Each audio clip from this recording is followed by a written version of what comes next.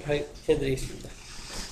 이펙트하고 프리셋에 대해서 설명 좀 해드리겠습니다. 여기 보시면은 이펙트 앤 프리셋이 있습니다. 이렇게 얘도 마찬가지로 이 표시 누르면 이렇게 크게 돼요.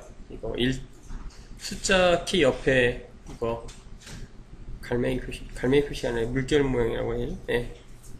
이렇게 쭉 있습니다. 이 이펙트 앤 프리셋 같은 경우는요 앞으로 많이 만지실 겁니다. 그리고 여기 서치라는 걸 통해서 프리미어와 마찬가지로 많이 찾을 겁니다.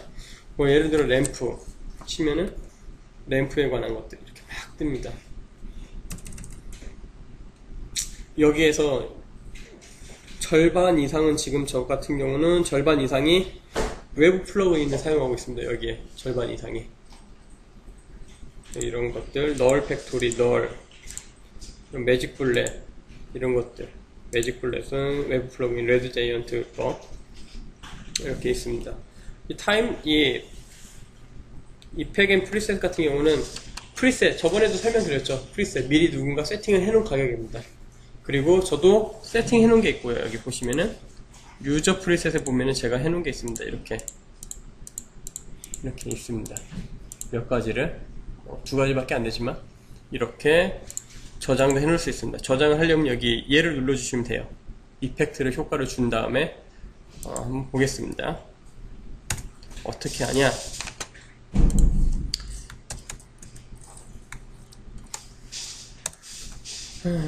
예.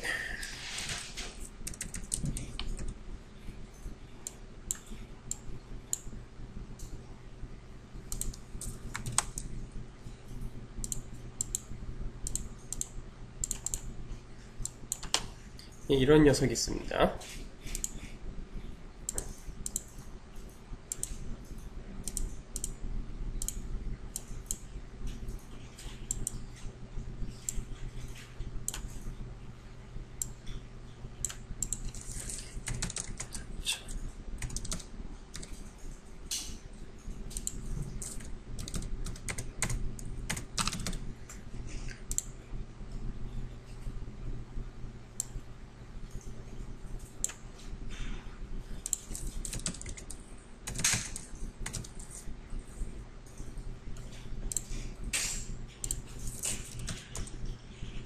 예, 이렇게 나타내고요.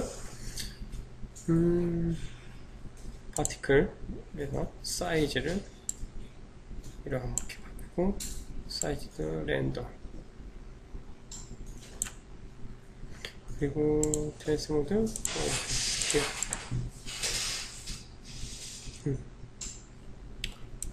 놓고 그 다음에 이거는 이제 폼이라는 거예요. 그냥 보여드리는 것 뿐입니다.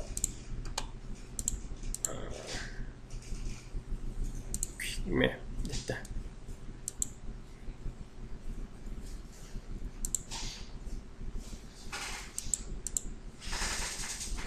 맵 사이즈 Y축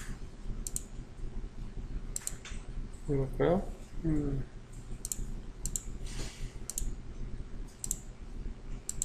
이건 X축 색깔이 이렇게 나오죠.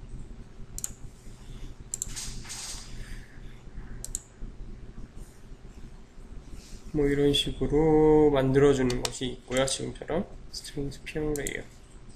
예. 그래서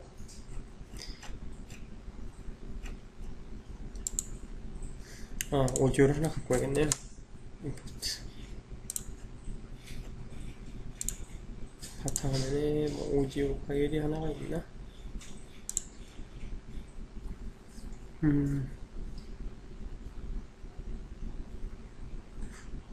없네요. 음악 파일이 하나 있었으면 좋았을 텐데. 여기 있구나. 라이브러리에 어디 갔냐? 예. 프리미어 기초관 예.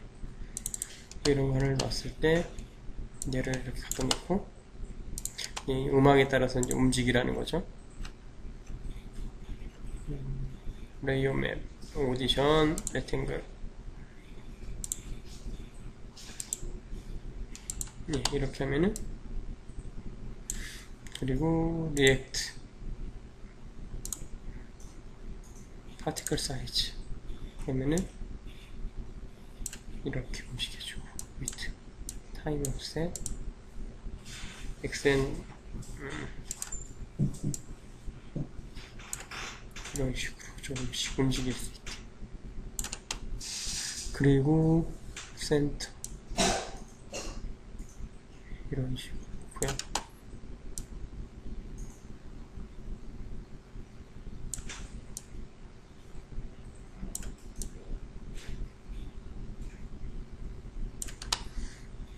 예, 뭐 이렇게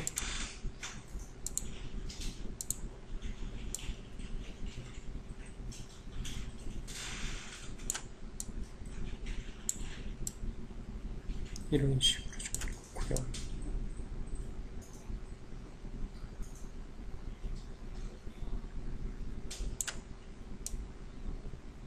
예, 뭐 이렇게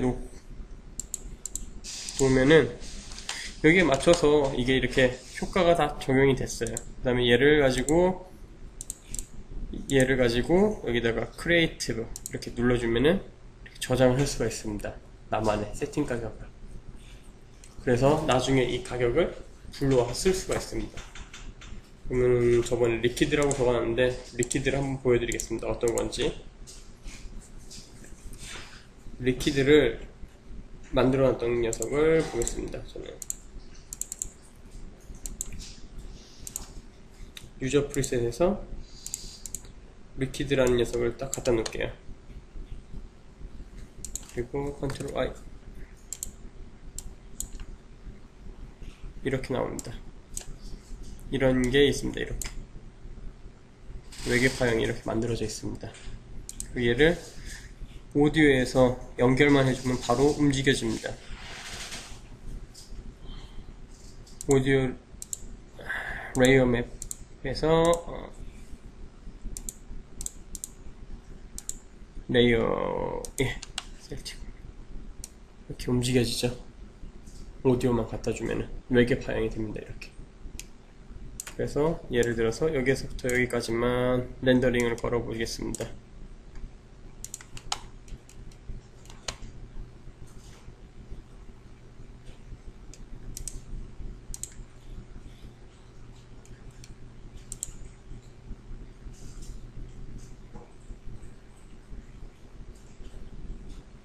지금 이렇게 편하게도 됩니다. 제가 만든 거거든요.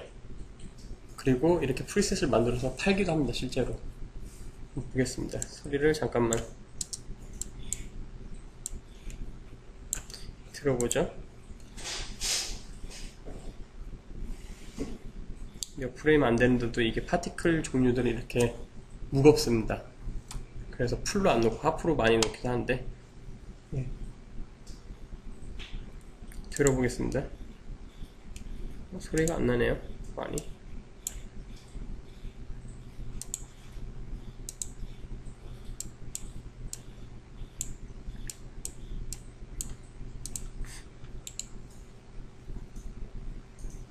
잠시만요. 소리 좀. 예.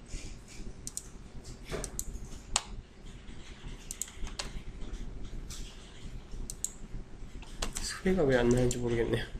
지금 소리가 나야 정상인데. 어쨌든 소리에 맞춰서 이렇게 움직이라는 프리셋을 만들어 놓은 겁니다. 저는 이렇게 파티클이라는 걸 통해 가지고. 그래서 요 녀석만 아시면 됩니다. 이렇게 얘네들을 선택을 하시고요. 이렇게 세 가지를 이렇게 선택을 하시고 눌러주시면 또 하나의 나만의 프리셋이 나옵니다. 이런 식으로. 이걸 설명해 드리려고 그런 거였고요.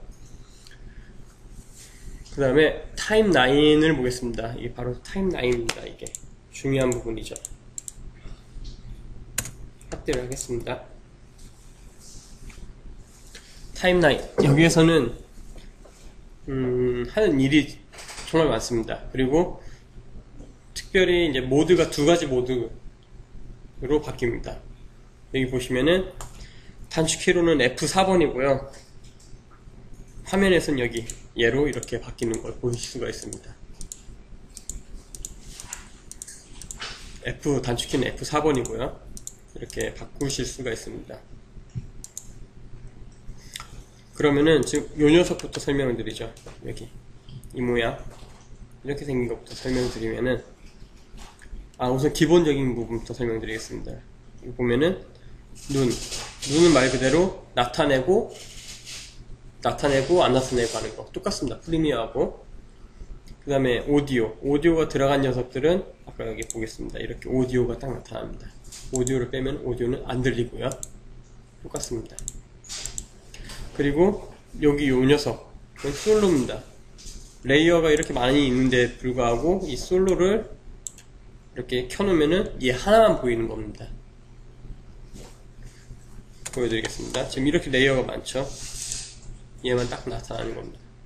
다른 눈을 다 끄지 않고 오히려 얘 하나만 나타내면 얘 하나만 나오는 겁니다. 그래서 솔로를 자주 이용하실 겁니다, 아마. 그리고 그 옆에 자물쇠가 보이시죠? 보는 바와 같이 마찬가지입니다. 락을 걸어놓은 겁니다. 이렇게 딱 걸어놓고 얘를 컨트롤하려고 하면 이렇게 깜빡입니다. 락이 잠겼다는 거죠. 특히 이제 배경 같은 거 만들어 놓고 난 다음에 이렇게 락을 걸어 놓습니다. 왜냐면은 잘못해서 컴포지션 패널에서, 그러니까 컴포지션 창에서 드래그 하다가 선택이 될 수가 있어요. 배경 같은 경우는 워낙 크기 때문에 어딜 집든지 배경은 꼭 선택이 될 수 있어요. 그래서 잘못 선택을 해가지고 드래그해서 움직이면은 위치가 바뀌기 때문에, 위치가 바뀌면은 또 다시 원래대로, 물론 오는 컨트롤 Z 눌러서 언더로 하면은 쉽기도 한데 그렇지 않고 좀 못 맞추는 경우도 간혹 있습니다. 그렇기 때문에 얘를 꼭 유의해 주시고요. 그 다음에 이제 여기 설명을 드리겠습니다. 여기 아이콘 모양부터 설명을 또 좀 드리죠. 이건 텍스트 위주로 나타낼 때 나오는 거고요. 이 녀석은 솔리드라는 겁니다. 솔리드 레이어. 얘는 쉐이프. 기억을 해 주십시오. 그 다음에 얘 같은 경우는 뭐냐, 얘 같은 경우는 카메라. 그리고 여기 밑에 여기 이렇게 필름 모양의 이렇게 조그만 아이콘이 있습니다. 얘 같은 경우는 컴포지션입니다. 그러니까 우리가 시퀀스, 프리미어에서도 다른 시퀀스를 또 가져와서 넣을 수가 있잖아요. 얘도 마찬가지로 한 컴포지션에 여러 개의 컴포지션을 넣어도 상관이 없습니다. 전혀 문제가 안 됩니다. 그리고 또 하나, 마우스 오른쪽 버튼을 누르면은 널 오브젝트라는 걸 많이 사용하실 거고요. 라이트라면은 이렇게 조명 모양이 나옵니다. 그러니까 전구 모양. 라이트라는 거고요. 마우스 또 오른쪽 버튼 누르시면은 어드저스트 레이어라고 있습니다. 이렇게. 이 어드저스트 레이어는 포토샵에 보시면 어드저스트라는 부분이 있습니다. 그거하고 상동합니다. 얘를 비롯해서 얘 밑에 있는 애들이 다 얘한테 효과를 주면은 똑같이 여기 밑에 11개의 트랙이죠. 얘 밑으로 11개가 있죠. 이 11개의 트랙이 똑같은 효과를 먹습니다. 예를 들어서 흑백 처리를 했다. 여기 얘 위에 있는 어드저스트 레이어에다가, 그러면 얘 밑에 있는 것은 다 흑백 처리가 됩니다. 반면에 얘가 이렇게 중간에 가 있습니다. 그러면 여기 위는 흑백 처리가 안 되고 여기부터 여기 밑으로는 흑백 처리가 되는 겁니다. 이해하시겠죠? 그겁니다. 그리고 널 오브젝트라는 게 있습니다. 널 오브젝트나 어드저스트 같은 경우 이렇게 하얀색으로 되어 있습니다. 하얀색 이렇게 하얀색으로. 왜냐면 얘네들은 혼자서 레이어에 구실을 못해요. 실제로 뭔가 만들어져 있고 뭔가 보여져 있지가 않아요. 비어 있습니다. 근데 얘네들을 통해 가지고 컨트롤이 되고 효과가 들어가는 거예요. 널 오브젝트 같은 경우는 얘만 솔로로 보겠습니다. 딱 이거밖에 없습니다. 이게 널 오브젝트입니다. 얘는 조명이고요. 라이트. 얘밖에 없습니다. 그럼 얘는 뭘 하는 녀석이냐? 컨트롤 하는 녀석입니다. 움직임을 컨트롤하든지 명령문을 컨트롤할 때 사용하는 녀석입니다. 그렇게만 알아두시면 됩니다. 어차피 또 많이 또 좀 사용할 거고요. 그리고 또 하나, 이제는 여기 모드가 있습니다. 지금 이 모드는 색깔하고 블렌딩에 관련된 녀석입니다. 제가 말씀드립니다. 색깔하고 블렌드, 그 다음에 매트에 대해서 관장하는 녀석들입니다. 보시면 여기 블렌드 모드가 딱 나오죠. 여기 보니까요. 멀티, 애드, 라이트, 스크린, 오버라이트, 소프트라이트, 하드라이트가 있죠. 색깔 믹스할 때 쓰는 거 포토샵하고 똑같습니다. 상동하고요. 그 다음에 그 옆에 있는 것들은 매트가 있습니다. 매트. 우리 프리미어에서 매트 있죠. 그 매트가 좀 더 이렇게 쉽게 이루어집니다. 바로바로 다이나믹하게. 그리고 루마 매트가 있고 알파 매트가 있습니다. 저번에 설명드렸다시피 알파 채널이 없이 흑백으로만 가지고 강제로 알파처럼 사용할 수 있게 루마 매트가 있고요. 그 다음에 알파 매트가 있습니다. 이렇게 얘를 가지고 이제 많은 부분 또 사용할 겁니다. 매트를 가지고도. 그리고 그 다음에 F4번을 눌러보죠. 그러면 이렇게 싹 바뀝니다. 다 바뀝니다. 다른 거는 다른 거는 하면서 설명을 해드리겠습니다. 중요한 부분은 요 녀석입니다. 요 녀석하고 요 녀석입니다. 두 녀석. 3D 레이어하고 얘는 모션 블러가 있습니다. 모션 블러는 애니메이션 하면서 제가 좀 더 설명을 해드릴 거고요. 아까 설명드렸다시피 3D 레이어가 있습니다. 3D 레이어 같은 경우는 Z 값이 더 있습니다. X, Y, 그 다음에 깊이값 Z가 있습니다. 그래서 이 3D 레이어를 가지고 가상의 공간을 만들 수가 있습니다. 깊이값이 있기 때문에. 플래시 애니메이션 하는 분들이 가장 다른 것보다도 에펙 하는 사람들 가장 부러워하는 경우가 딱 두 가지가 있습니다. 첫 번째는 이 3D 레이어고요. 두 번째는 파티클이라는 이펙트를 가장 부러워한다고 합니다. 3D 레이어 깊이값이 이렇게 있는 거. 지금 이렇게 있는 거랑 마찬가지입니다. 이렇게 봤을 때. 그럼 카메라는 여기 앞에 하나 있다고 보고 카메라가 이 물체를 지나서 오면 얘가 이렇게 보이겠죠. 얘 하나만. 이런 현상을 나타내게 쓰는 것이 이 3D 레이어입니다. 어차피 타임라인 주 위주로 배울 때 좀 더 계속 설명을 좀 더 드릴 거고요. 그 다음에 여기 보시면은 타임 룰러라고 해서 워크 에어리어가 있습니다. 여기 워크 에어리어입니다. 워크 에어리어고요. 타임 마크라고 하고 타임라인 바라고도 합니다. 이거를 바 모양이라서 이렇게 바라고도 하고 타임 마커라고도 합니다. 얘는 이렇게 우리 프리미어 아시죠? 똑같은 기능을 하고 있고요. 프리미어하고 그 다음에 이 녀석도 이렇게 줄이면은 이 워크 에어리어만큼만 여기에서부터 여기까지만 렌더링이 되는 겁니다. 그리고 또 하나, 그리고 여기에서부터 여기까지만 트림을 할 수가 있습니다. 자를 수가 있다는 겁니다. 이렇게 누르고 마우스 오른쪽 버튼을 누르시면요, 트림 컴퓨트 에어리어 그러면 여기만 딱 잘립니다. 지금 이 부분만, 딱 이 부분만 잘립니다. 딱 이 부분만, 필요한 부분만 딱 잘립니다. 이렇게도 나타낼 수가 있습니다. 그리고 또 하나, 레이어들도 서로 자를 수가 있습니다. 우리 프리미어도 컷 했죠? 얘도 마찬가지로 스프릿 툴이 있습니다. 스프릿, 말 그대로 쪼갠다는 거죠. 지금 제가 이게 녹화 때문에 단축키가 안 먹는데 컨트롤 시프트 D를 누르면요 쪼개집니다. 서로 분리가 됩니다. 여기에서는 펌프에 있나 스플릿 툴이 레이어에 있나 저도 좀 헷갈려요. 이게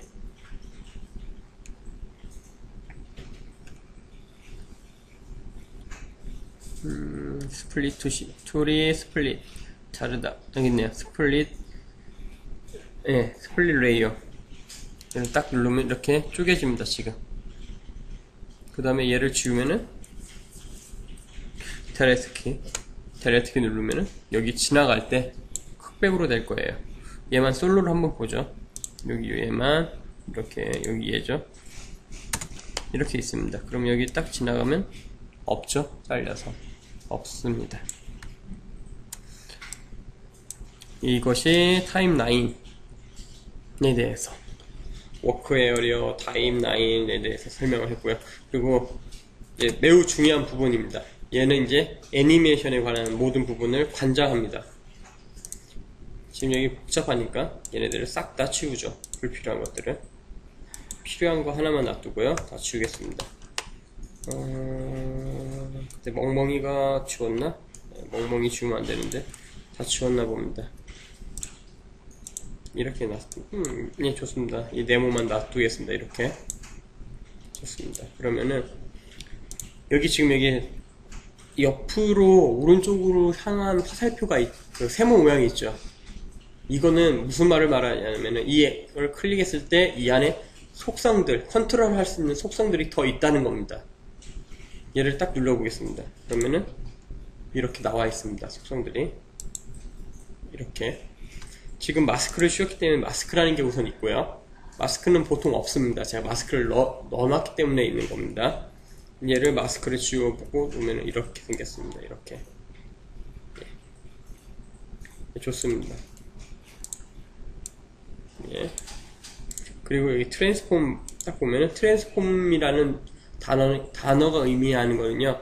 트랜스폼이라는 메뉴 안에 그 밑에는 항상 4가지 정도가 들어가 있습니다. 5가지가 있습니다. 앵커 포인트가 들어가 있겠고요. 포지션, 그 다음에 스케일, 로테이션, 그 다음에 어코스틱 5개의 항목이 다 들어가 있습니다. 이거는 기본적으로 아셔야 합니다. 왜냐, 에펙을 넣어도요, 어떤 거는 속성값이 이런 속성값들이 다 들어있습니다. 월드 트랜스폼이라고 해가지고 파티클 같은 경우는 그런 것들도 있고요.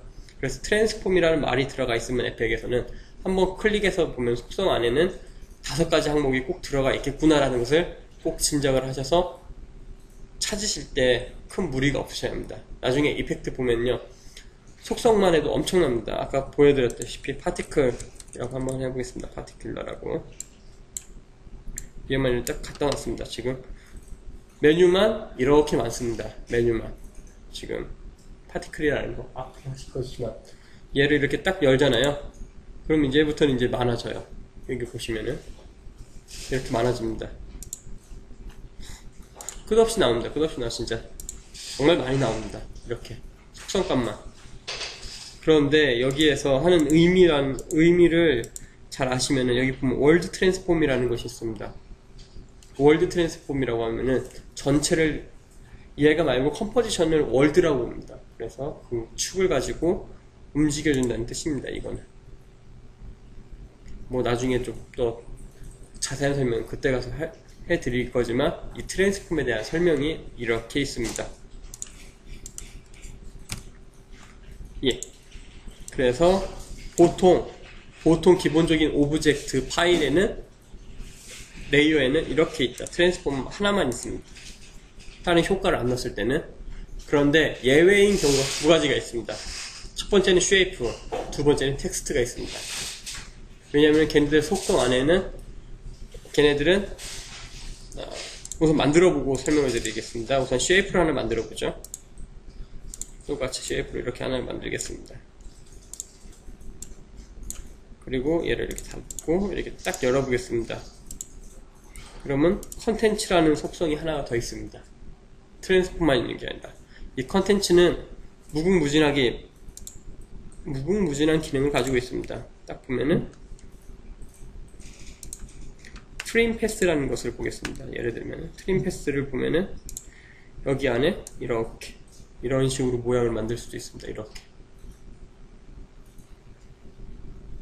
이런 걸 가지고 애니메이션을 주셔도 돼요.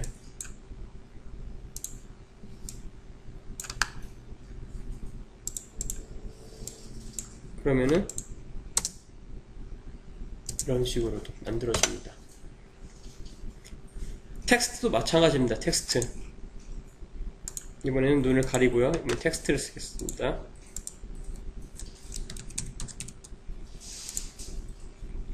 얘를 가운데 이렇게 놓고요. 다음 보면 얘도 텍스트하고 텍스트라는 게 따로 있습니다. 얘도 마찬가지로 여기에다가 놓고 스크류를 한번 줘보죠. 네, 스크류를 한번 주겠습니다. 그러면 스크류는 이렇게 됩니다. 이렇게 값이 이렇게 애니메이션을 줄 수가 있습니다. 예를 들면은 지금처럼 이렇게 있다가 여기 정도 갔을 때 이렇게 됐다가 이렇게 보죠. 그러면은 이런 식으로 애니메이션이 됩니다. 이런 스크류가 있습니다. 보통 트랜스폼은 위치 변환이나 로테이션 해보셨죠? 프리미어에서 프리미어와 마찬가지 로테이션 회전하고 움직이고 그리고 어퍼스티 나타나고 사라지는 정도, 그리고 앵커 포인터 위치 변환 정도밖에 안 되는데, 텍스트와 쉐이프 같은 경우는 또 다른 속성이, 자기들만의 속성이 있습니다. 그리고 거기에 보면은 여기 옆에 보면 애니메이션이라고 다 있습니다. 애드나 애니메이션이라고 다 있습니다. 이렇게 애드 애니메이션이라고 있습니다. 이걸 통해 가지고 좀 더 효과를 믹서시킵니다. 애니메이션에 관련된 효과를 믹서를 시킵니다. 이게 바로 텍스트하고 쉐이프만의 특성입니다. 그래서 쉐이프하고 텍스트만으로도 많은 애니메이션을 만들 수가 있습니다. 특별한 이펙트를 넣지 않아도요. 그래서 이 두 개는 따로 또 이렇게 실습을 통해서 좀 더 많은 것을 또 배우실 겁니다. 예, 여기까지 하고요. 그 다음에 여기 보면은 보통 파라그래프하고 어라인이 있습니다. 파라그래프하고 어라인. 파라그래프는 우리가 흔히 보이는 그 텍스트를 텍스트의 정렬을 관장한다고 보시면 되고요. 어라인 같은 경우는 텍스트뿐만 아니라 사물이 위치를 나타내 줍니다. 예를 들어서 얘를 여기다 이렇게 갖다 놨습니다. 그리고 가운데로 놓고 싶다. 가운데 하면 이렇게 가운데로 딱 옵니다. 반대로 요 녀석을 이렇게 놓고 싶다.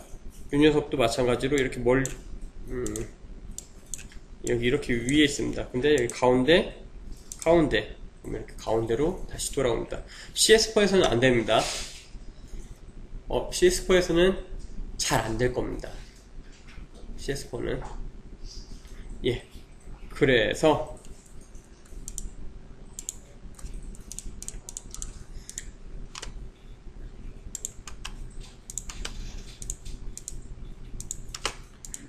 이렇게 나타내실 수가 있습니다. 이런 부분은 이런 식으로 나타내서 간단한 전체적인 부분에 대해 설명해 드렸고요. 그 다음에 이제는 new부터 시작해서 임포트 하는 거에 대해서 설명을 드리겠습니다. 단축키는 컨트롤 N입니다. 컨트롤 N을 누르시면요, 컴포지션 세팅이라고 해서 새로운 컴포지션을 만들 수가 있습니다. 컴포지션이 있어야 작업을 할 수가 있습니다. 예, 여기에서 엔터를 누르면 이렇게 컴프1이라는 게 생깁니다. 그리고 다른 파일을 불러오고 싶다. 컨트롤 I를 누르셔도 됩니다. 그리고 여기 빈 공간에 더블 클릭을 하셔도 상관없습니다. 영상 보겠습니다. 비디오에 영상을 한 권 하나 보겠습니다. 예, 컴프 이렇게 여기 정보가 나와 있죠. 이 녀석도 여기 정보가 나와 있습니다. 여기다가 얘를 이렇게 집어넣으실 때, 타임라인에 집어넣을 때 이렇게 드래그해서 여기다 놓으십시오. 여기다가 이런데 이렇게 놓으시면 안 됩니다. 지금 마커가 움직이죠. 여기 오른쪽으로. 그럼 여기서부터 이렇게 시작이라는 겁니다. 0부터 시작이 아니라. 그래서 얘를 이렇게 놓으십시오. 근데 보면은 화면이 얘가 크죠. 그리고 얘 시간은 30초밖에 없습니다. 반면에 얘를 가지고 똑같이 드래그를 해서 얘한테를 갖다 놓겠습니다. 그러면은 화면도 맞고 갑자기 시간이 1분 47초로 바뀝니다. 이게 무슨 차이냐? 일반 컨트롤 N을 눌렀을 때는 내가 임의적인 컴포지션 세팅을 만드는 겁니다. 내가 정하는 컴포지션을 만드는 거고요. 그리고 이렇게 소스가 있습니다. 이렇게 소스가 있을 때는 소스를 가지고 밑으로 드래그 해가지고 여기다 딱 드래그 해가지고 이 컴프에다가 딱 놓습니다. 그러면은 얘와 똑같은 화면 사이즈에, 그리고 얘와 똑같은 러닝 타임을 가진 컴포지션을 만들어내는 겁니다. 이해하시겠습니까? 다시 설명하겠습니다. 얘는 델레트 지우고요. 얘를 가지고 이렇게 쭉 드래그해서 여기다 딱 갖다 놓습니다. 여기다가 그럼 딱 갖다 놓으면 이렇게 하나가 생성이 돼요. 그리고 시간도 이렇게 되어 있습니다. 1분 47초. 제가 컨트롤 N을 눌렀을 때는 저는 분명히 30초입니다. 30초. 여기 듀레이션이 있죠. 30초입니다. 30초. 근데 이렇게 갖다 놓는 방식도 있습니다. 주로 어떻게 사용하냐? 가편집을 다 했어요. 그 다음에 색깔을 좀 더 보정을 하고 싶다. 그럴 때는 가편이 다 된 영상을 가지고 드래그해서 이렇게 만들어 버립니다. 그리고 여기에서 색깔 효과를 집어넣는 게 더 낫겠죠. 일일이 몇 분 몇 초다라는 걸 일일이 다 기입하는 것보다도 이 영상을 가지고 딱 드래그해서 크리에이티브 컴포지션을 만들면은 뉴 컴포지션 하면은 새로 그냥 생기니까, 그래서 이 방법을 쓰시는 게 좋습니다. 전체적인 영상에 대한 색깔이나 전체적으로 좀 변화를 주고 싶다, 일괄적으로 좀 하고 싶다 하실 때는 이 방법을 쓰시는 게 가장 좋습니다. 예, 그리고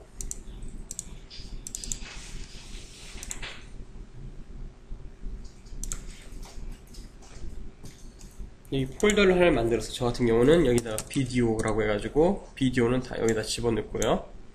또 폴더를 만들어서 여기 컴프라고 해서 이렇게 컴프들만 다 선택해서 집어넣습니다. 이렇게 하는 이유는 좀 더 관리하기가 편하기 위해서. 여기가 나중에 보면 막 많아져요. 너무 많아져요. 근데 이렇게 챕터별로, 내용별로, 여기다 또 이미지라고 해가지고 할 수도 있겠죠. 이미지, 여기다 이미지의 파일들을 여기다 집어넣으면 되겠죠. 그리고 또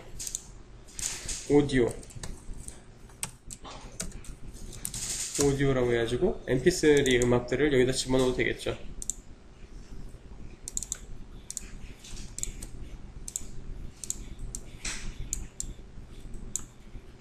이렇게 넣어도 되겠죠. 이런 식으로 이렇게 해서 폴더를 쓰셔도 좋습니다.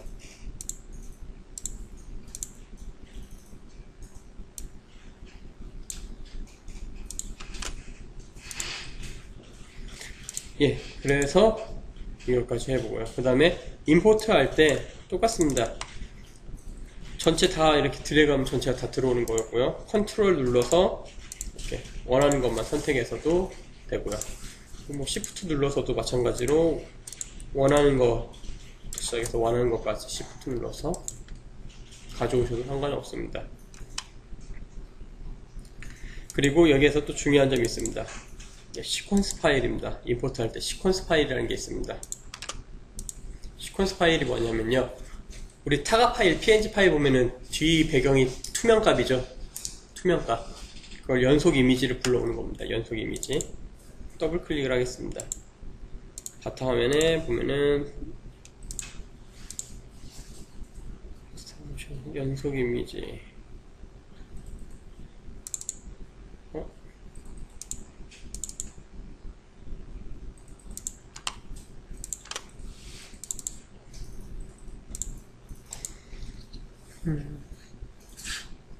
연속 이미지가 어디로 가? 어디다 놨지 내가? 잠시만요.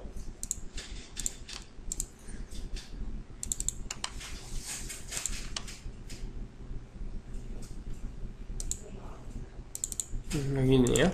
여기 동급이라고 여기다 놨어. 바탕화면에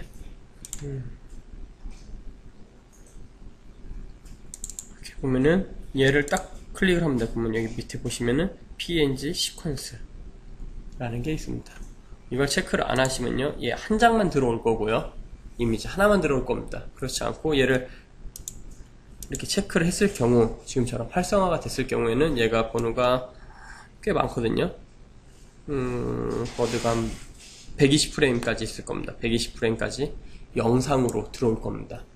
한 장 한 장이 책처럼 이렇게 연결돼서 보겠습니다. 얘를 PNG 시퀀스로 열기 하면은 지금 사진이 있는데 여러 장 이렇게 있죠. 그렇지 않고 얘 하나만 PNG 끄고 들어오면은 이렇게 사진 하나로만 되어 있습니다. 이렇게 아이콘 자체가 다르죠. 그리고 얘를 위에다 이렇게 갖다 놓겠습니다. 그리고 이렇게 갖다 놓으면 얘가 연속으로 이렇게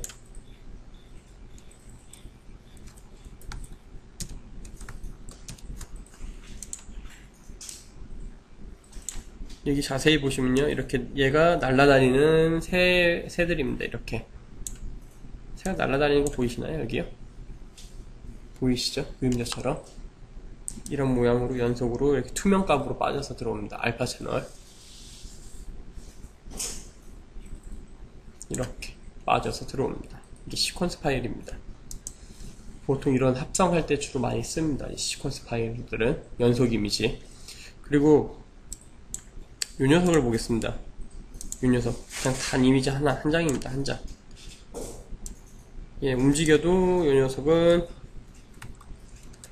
이렇게 움직임이 없습니다. 이미지 한 장이기 때문에 움직임이 없죠. 그리고 런닝타임 자체가 30초를 다 채우고 있습니다. 움직임도 없고요. 얘는 움직임이 있습니다. 막 이렇게 움직여서 이렇게 막 이렇게 움직이죠. 날개짓 하면서 움직이죠. 이미지를 한 장밖에 안 갖고 온 겁니다. 시퀀스를 체크하지 않으면은 꼭 이 점 유의해 주시고요. 임포트해 오실 때. 예. 그리고 이번에는 PSD를 임포트해 오겠습니다.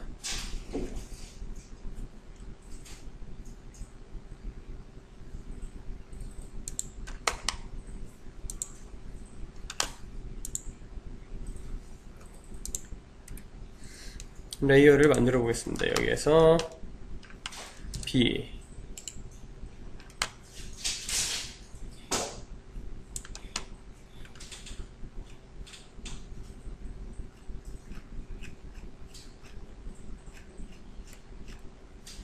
네.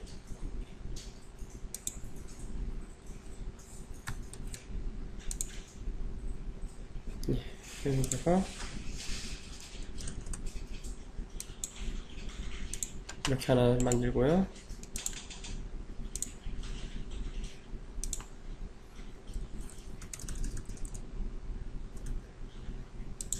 이렇게 만들고요.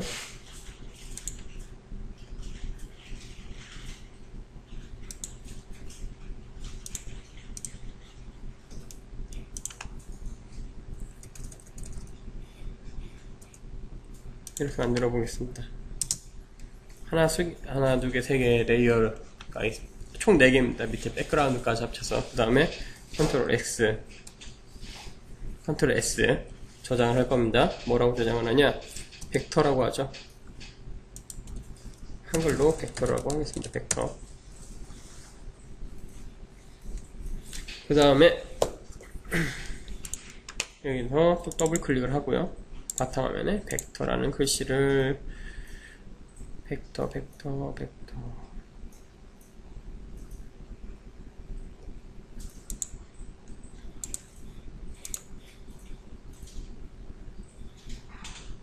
네, 여기 벡터라고 있네요. 열기를 하겠습니다. 그러면은 모드가 3가지가 나옵니다. 딱 보면은 푸테지, 컴포지션, 디테일, 레이어 사이즈라고 나옵니다. 매우 중요합니다. 앞으로 작업하실 때. 푸테지는 뭐냐? 푸테지는 지금 아까 그림 기억하시죠? 방금 전에 이 그림 그대로 하나의 레이어로만 갖고 올 겁니다. 하나로 갖고 올 겁니다. 반면에 푸테지로 하면은 4개의 레이어를 만들어서 갖고 올 겁니다. 그런데 보면 비슷하죠. 이름이 리테일 레이어 사이즈가 있고 그냥 컴포지션 사이즈가 있습니다. 컴포지션 사이즈는요, 이 이미지가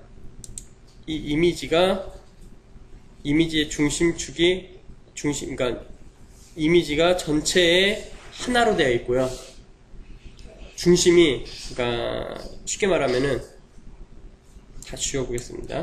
지우고 컴포지션으로 갖고 오면요, 지금 이 전체 이 모양 하나가 여기 배경까지, 이 배경 뒤에 1020까지 1020 720까지가 하나의 레이어로 갖고 오고요.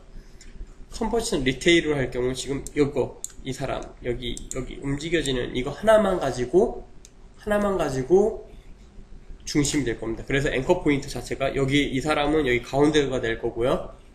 컴포지션 리테일로 할 경우는 그렇지 않고 컴포지션으로 할 경우는 중심축이 이 화면의 중심으로 될 겁니다. 갖고 와 보겠습니다. OK를 해서 갖고 오겠습니다. 벡터가, 그리고 컴포지션 자체가 만들어집니다. 이렇게. 그리고 더블 클릭을 해보죠.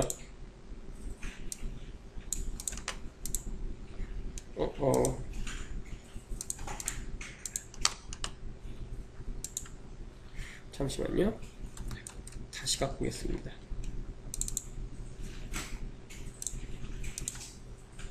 저장을 하고요.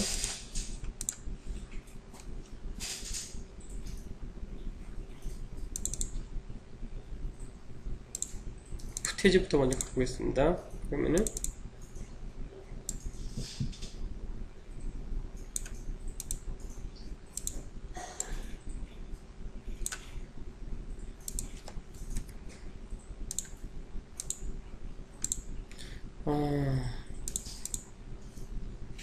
제가 잘못 갖고 왔습니다. 한글로 갖고 왔는데 영어로 갖고 왔네요.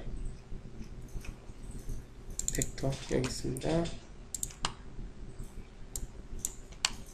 네, 이렇게 하나 통짜로 들어오죠.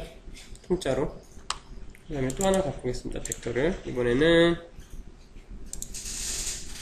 열기에서 컴포지션으로 해서 갖고 오고요. 이렇게 생겼습니다. 또 하나 또 갖고 오겠습니다. 컨트롤 I 눌러서 밑에 걸 선택을 해서 OK. 벡터 2 입니다. 그러면 얘를 선택했을 때 확대를 해보겠습니다. 얘만 보이게 하죠. 지금 앵커 포인터가 여기 가운데 있죠. 얘를 가지고 여기 설명하면은 앵커 포인터가 어디 있죠? 여기 이 사람한테 있죠. 예. 컴포지션 그때마다 컴포지션 만들 때 임포트해서 PSD에서 임포트해서 가져올 때 그때마다 다릅니다. 어떤 건 그냥 푸테이지로 갖고 오는 게 편할 때가 있고요. 어떨 때는 컴포지션으로 갖고 올 때가 편할 때가 있고 괜찮고, 그 다음에 그렇지 않고 3D 레이어의 화면 구성을 이쁘게 만들고 싶다 전체적으로, 그럴 때는 컴포지션 리테일로 갖고 올 때가 좋습니다. 그래서 이 세 가지를 다 적절하게 섞어서 쓰시는 것이 가장 좋습니다. 예. 그리고 세이브에 대해서 알려드릴게요. 세이브가 이렇게 그냥 일반 세이브가 있고요. 이걸로 하시면 그냥 AEP 파일이라는 애프터 이펙트 프로젝트 파일로 빠질 겁니다. 이것도 마찬가지로 소스가 없잖아요. 그럼 다음에 불러오잖아요. 그냥 오픈할 때 그러면 소스가 없어지면 얘도 마찬가지로 달라고 난리를 칩니다. 그러니까 프로젝트는 다 똑같이 한 자리에 모아서 쓰시는 것이 가장 좋습니다. 프리미어 알려드릴 때처럼. 그리고 그 다음에 save as는 말 그대로 다른 이름으로 하는 거고요. save copy as는 똑같은 이름으로 된 것을 또 복사를 하는 겁니다. 예를 들어서 A라는 게 있어요.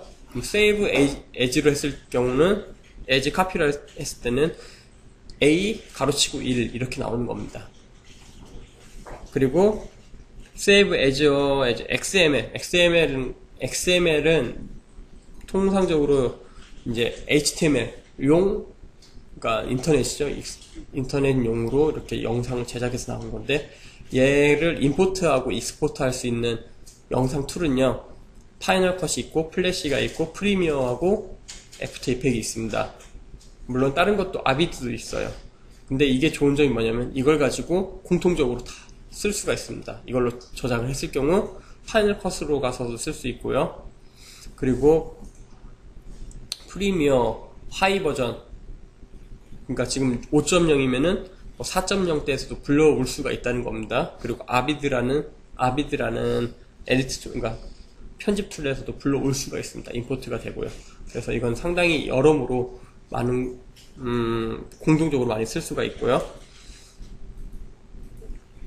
그 다음에 increment and save라는 게 있는데, 이거는 순차적으로 저장하는 겁니다. 프로젝트 단위로. 그러니까 컴포지션 단위로 하나하나 저장을 해줍니다. 따로따로. 이렇게 순차적으로 해주는 건데, 근데 주로 이제 많이 쓰지는 않으실 거예요. 근데 큰 작업하실 때 많이 쓰실 거예요. 많은 작업량이 많을 경우는.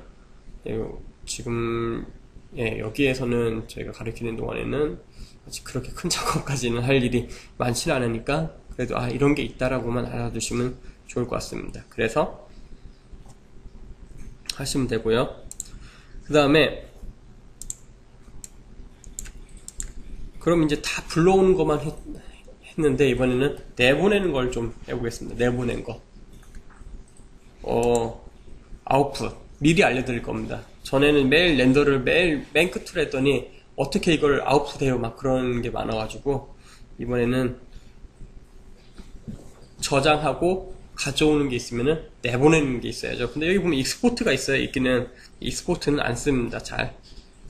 익스포트는 여기 보시는 바와 같이 플래시 플레이어 SWF, F, 그 다음에 플래시 프로페셔널 XFL, 그리고 프로젝트 프리미어 파일 있잖아요. 프로젝트로만 익스포트를 합니다. 그래서 얘는 특별히 이거 가지고는 어떤 다른 사람들이 볼 수가 없어요. 그래서 컴포지션에 보시면은 쭉 메이크 무비라는 게 있습니다.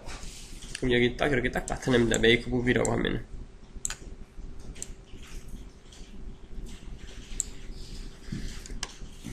메이크 무비라고 하면은 이렇게 나타납니다. 아까 워크 에어리어 알려드렸죠?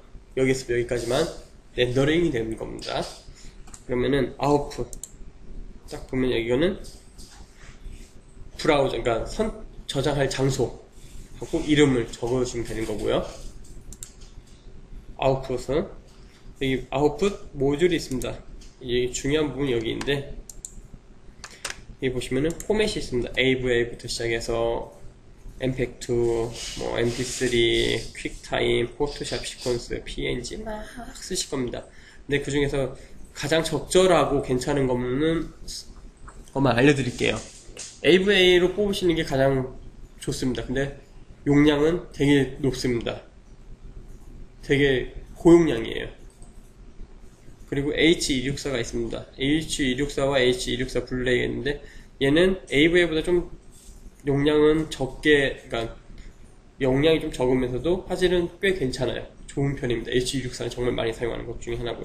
그 다음에 많이 쓰는 것이 PNG 시퀀스입니다. PNG 시퀀스는 음악이 있을 경우는 PNG 시퀀스 쓰면 음향은 안 들어갑니다. 말 그대로 아까처럼 시퀀스 파일입니다. 이미지 프레임이 100프레임이에요. 그러면은 100장의 이미지가 렌더링이 되는 거예요. 그래서 그 폴더를 딱 가보면은 이미지가 001부터 100까지 이렇게 되어 있습니다. 뭐 A.001, A 이름을 A라고 했다. 그럼 A001.png부터 시작해서 A1000.png까지 있습니다. 연속 이미지. 이거는 주로 어떻게 사용하느냐, 여기 보시면은 채널에서 RGB 플러스 알파, RGB 플러스 알파가 있으면요, 비디오 AVA도 마찬가지지만 알파 채널이 있으면은 합성할 수가 있습니다.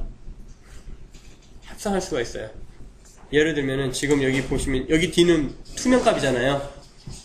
예를 들어서 이 사람만 움직인다고 하고 여기는 투명값이라고 예를 들어봐요. 그러면 AVA로 뽑은 다음에 다른 배경으로 갖고 가면은 검정으로 안 나오고요, 합쳐져요. 그냥 배경하고 합쳐집니다. 눈 깜빡깜빡거리시는데 보여드릴게요. 예를 들면은 이런 거하고 똑같아요. 포토샵으로 예를 들게요.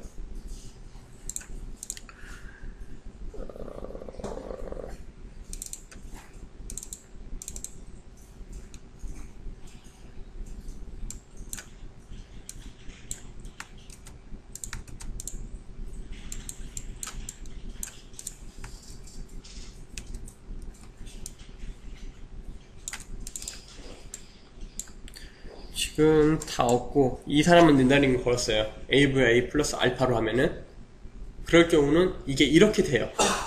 이 사람이 이렇게 따로 이 사람이 혼자서 따로 나와서 이렇게 놓을 수가 있어요. 이렇게 합성이 된다는 거예요. 알파가 있으면. 근데 알파가 없잖아요. 그럼 어떻게 되냐? 알파가 없으면은 이렇게 돼버려요. 이렇게 되든지 아니면은 배경 자체가 검정색이니까 검정색으로 만들어 보죠. 이런 형식으로 돼요. 알파, AVI 플러스, 그러니까 RG 플러스 알파가 없으면은 이렇게 돼요. 이런 차이가 있습니다. 그래서 RGB 플러스 알파로 하면은 이렇게 된다. 렌더링 건 거는 얘고 얘는 합성하려고 하는 배경이다 라고 보시면 됩니다. 그러니까 내가 렌더링 건 거는 얘예요. 얘 여기 움직이는 이게 그래서 이렇게 되는 겁니다. 이해하시겠죠? RG 플러스 알파. 그래서 중간에 인서트나 밑에 하단 자막 같은 경우 움직이는 애니메이션을 이제 많이 할 거예요. 자막. 우리 프리미어 할 때 자막 만들었잖아요. 움직이는 자막을 할 거란 말이에요. 그럴 때는 뭘 쓰면 되냐? RG 플러스 알파를 사용하시면 됩니다. 여기에서 말하는 뎁스라는 건 뭐냐? 칼라입니다. 칼라. 얘가 높으면 높을수록 화질이나 막 색깔 같은 경우 이런 것들은 되게 상당히 좋아져요. 그에 반면에 고용량이 됩니다. 예. 그리고 이 리사이즈, 크롭은 말 그대로 리사이즈. 내가 지금 1280720인데 리사이즈로 다른 사이즈로 바꿀 수가 있어요. 렌더링 할 때. 뭐 이거의 절반적인 거 640에 360으로도 바꿀 수가 있다는 겁니다. 근데 그렇게 하면 레졸루션이 떨어지겠죠. 나중에 떨어진다. 그렇죠. 정확히 말하면 떨어지죠. 이렇게 렌더링 건 것을 다시 1280, 7200을 갖고 와서 확장해서 크게 늘리면은 화질은 떨어지는 겁니다. 레졸루션이 떨어져요. 그리고 크롭은 말 그대로 자르는 거죠. 옆에 오른쪽 왼쪽 크롭해서 자르는 거겠죠.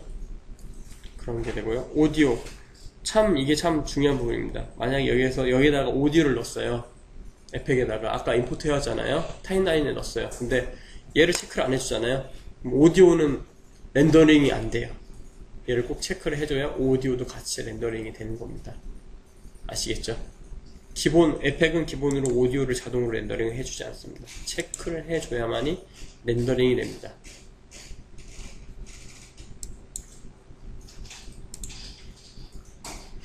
여기 맨 위에 베스 세팅도 마찬가지로 밑에 것을 여기 아웃풋 모듈을 이해하셨으면 여기도 쉽게 이해가 가실 겁니다. 똑같습니다.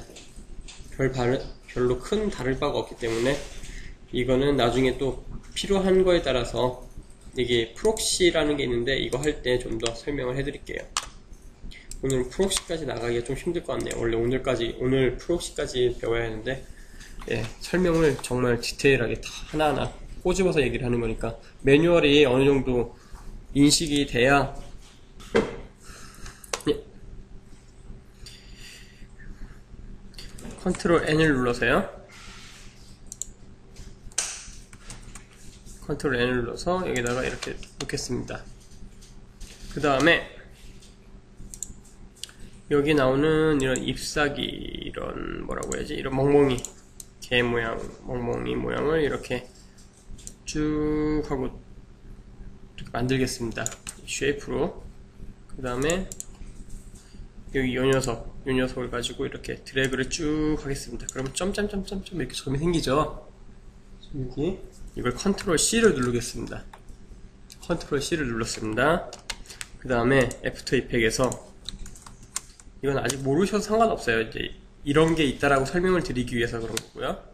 여기에서 컨트롤 V를 누를게요. 그러면은 패스가 그대로 살아서 들어옵니다. 이 패스가. 그러면 이렇게만 만들어줍니다. 멍멍이만 생깁니다. 패스가 그대로 살아서 움직입니다. 그렇다고 해서 이 패스가 안 움직이냐, 이렇게 움직이면은 패스도 움직여져요. 지금 이상하네요 좀. 얘를 이렇게 좀 넣어볼게요. 이렇게 해도 되고요. 그대로 마스크 패스가 살아서 들어옵니다. 또 마찬가지로 일러스트도 마찬가지입니다. 일러스트도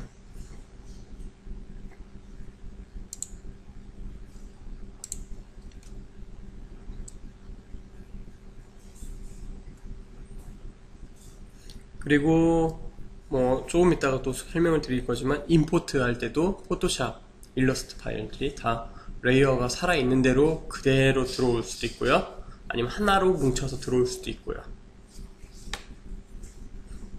예.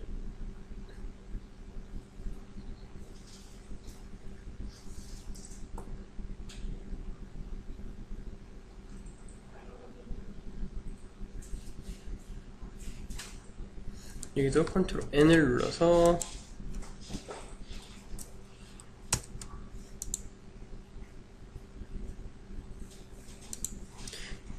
비디오 앤 필름 에서 720 이렇게 여기에서 펜툴로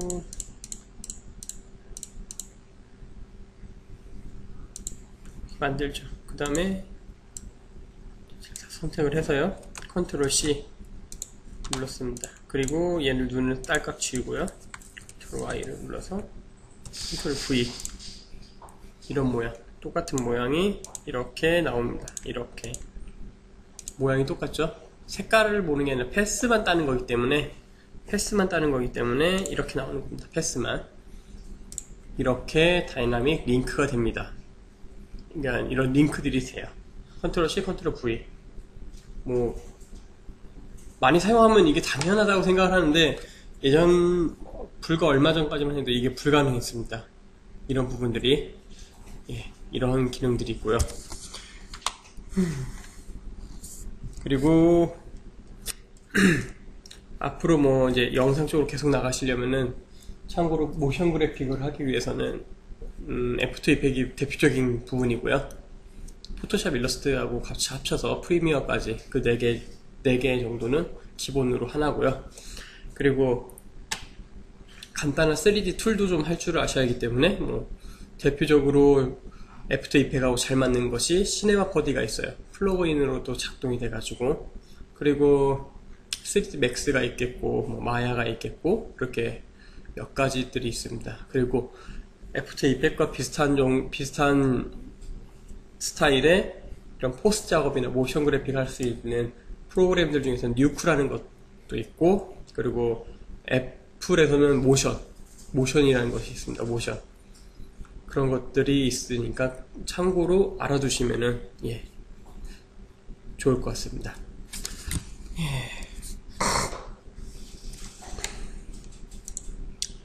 예, 그러면은 전체적인 인터페이스에 대해서 간단하게 소개하고 넘어가겠습니다. 전체적으로 여기 맨 위에 메뉴들만 이렇게 모여있죠. 이 메뉴들만 모여있는 것들이, 예, 작업 표시줄이라고 합니다. 메뉴 표시줄이라고 하죠. 메뉴 표시줄이라고 하고, 여기 바로 밑에 있는 게 툴 패널, 툴들만 모아놓은 겁니다. 툴들만. 여기에 보시면은 대표적으로 보통 기본 셀렉트 툴이 기본으로 되어 있고요. 손바닥 모양 같은 경우는, 예, 움직일 때, 화면을 이렇게 클 때 이렇게 움직여줄 때 쓰는데, 단축키로는 스페이스바 눌러서도 이렇게 사용하실 수가 있습니다. 사용할 수가 있고요. 돋보기, 줌인, 줌아웃. 이 줌인, 줌아웃은 마우스 휠 버튼 있죠. 휠 버튼을 가지고 이렇게 줌인, 줌아웃을 할 수 있습니다. 굳이 얘를 가지고 안 하셔도 되고요. 여기서부터는 좀 더 중요한 부분입니다. 로테이션 툴이라고 해가지고, 얘를 딱 선택을 하면은 얘를 이렇게 돌릴 수가 있습니다. 이렇게 돌릴 수가 있습니다. 돌릴 수가 있고요. 그리고 여기 바로 옆에 보면 카메라 툴이 있습니다. 카메라 툴. 이 카메라 툴은 지금 켜봤자 이제 사용해도 소용이 없습니다. 왜냐면은 카메라 툴을 사용하기 위해서는 카메라가 우선 첫 번째로 있어야 하고요, 두 번째로 레이어들이 3D 레이어가 돼야 합니다. 잠깐 보여드리겠습니다. 여기 보시면은 타임라인에서 타임라인에서 여기 레이어 중에서 여기 토글에서 타임라인 토글에서 여기 보시면은 이렇게 육면체가 있죠. 여기 육면체, 이게 활성화가 돼야 3D가 됩니다. 3D 레이어가. 보겠습니다. 얘하고 P자, 단축키 P자를 누르면요 포지션이에요. 포지션. 저번에 제가 단축키 드렸죠. 숙지하시라고. 꼭 숙지하시기 바랍니다. 예, 거기에 보시면은 P자를 누르면 포지션에 대한 메뉴가 활성이 됩니다. 메뉴가 컨트롤 할 수 있어요. 예. 멍멍이 좀 색깔 좀 바꾸겠습니다. 얘는 하얀색. 예, 바꾸고요. 얘를 이 정도 놓고 얘는 이렇게 놓겠습니다. 색깔을 좀 더 안 보이네요. 색깔을 이런 색깔. 예, 잘 보이네요. 이렇게 있습니다. 색깔은 지금. 예, 여기 이렇게 있는데 지금 여기 옆에 보시면 포지션 여기를 보세요. 여기를 X, 이게 X고요, 이게 Y고요. 그러니까 X축, Y축입니다. 우리 2D 이미지는 X, Y만 있으면 되겠죠. 근데 여기다가 이게 하나를 딸깍 클릭하면 여기가 포지션이 X, Y, Z. 여기서 말하는 Z는 깊이값입니다. 깊이값. Z축은 깊이값입니다. 깊이값. 꼭 알아두시기 바랍니다. Z축은 깊이값이다. 이렇게 바뀝니다. 이런 상황이 되고 여기에 파일 여기서 하죠. 마우스 오른쪽 버튼 누르시면요 New가 이렇게 나옵니다. 여기에서 카메라, 여기는 또 좀 이따 설명을 드릴게요. 메뉴에 대해서는. 우선 OK를 누르겠습니다. 그리고 이 녀석은 활성화가 됩니다. 지금 처음에는 활성화가 안 돼 있죠. 3D 레이어하고 카메라가 없기 때문에. 그러면은 얘를 딸깍 클릭을 하겠습니다. 그리고 이렇게 카메라 모양이 나와요. 근데 여기에서 마우스 왼쪽, 오른쪽 휠을 누르는 거에 따라서 사용하는 것이 달라집니다. 이쪽을 누르면 로테이션입니다. 로테이션이 되고요. 이렇게 로테이션이에요. 카메라 로테이션이고요. 왼쪽, 가운데는 이렇게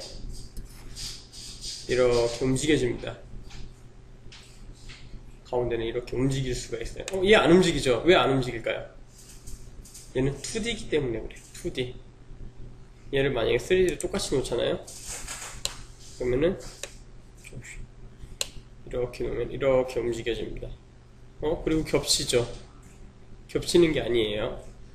겹쳐 보일 뿐이지 얘 뒤에 있는 겁니다. 그러니까 얘 뒤에 있는 겁니다. 어차피 3D 레이어를 또 커리큘럼에서도 3D 레이어를 주 위주로 할 거기 때문에 지금 이해하고 3D 레이어는 이렇게 하는 거구나, 이렇게 튀는 거구나 라는 것만 아시면 됩니다. 예. 그리고 맨 오른쪽 버튼은 깊이 값을 이렇게 할 수가 있습니다. 이렇게 깊이를 조절할 수 있습니다. 이렇게 카메라가 앞으로 가고 뒤로 가고입니다. 모양이 세 가지죠. 이렇게 회전 모양, 가운데는 십자니까 전체적으로 움직이는 거. 얘는 위아래만 있긴 하지만 이게 앞으로 들어가고 나오고 따라하는 겁니다. 이게 바로 카메라 툴이라는 거고요. 또 많이 쓰실 겁니다. 펜 비하인드 툴이라고 해가지고, 이게 뭐냐, 우리 앵커 포인트 아시죠? 중심점. 이 앵커 포인터를 움직이게 해주는 역할입니다. 얘를 딸깍 클릭을 하고 이 앵커 포인터를 쭉 움직여 볼게요. 이게 움직이죠? 십자가 이렇게 움직여줘요. 얘가 여기를 기준으로 움직일 거예요. 이제 예를 들면은 이렇게 있었죠. 얘를 복사를 하겠습니다. 컨트롤 T.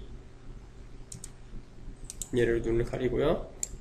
예, 이렇게 두 개가 있습니다. 그리고 하나는 앵커 포인터를 옮겨 보이죠.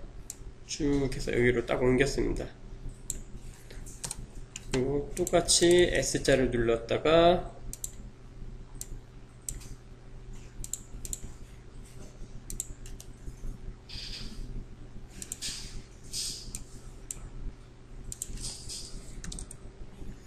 보겠습니다. 지금 기준을 어느 걸 기준으로 커지죠? 잘 보세요. 이 정도만 갔는데도 크기가 다르죠. 지금 크기가 다르죠. 똑같은 거 복사해서 썼는데 크기가 다릅니다. 잘 보시면은. 그리고 얘가 나오는 위치가 달라요. 여기에서부터 나옵니다. 보겠습니다. 이렇게 이걸 좀 더 자세하게 보시려고 좀 더 자세하게 좀 해드리겠습니다.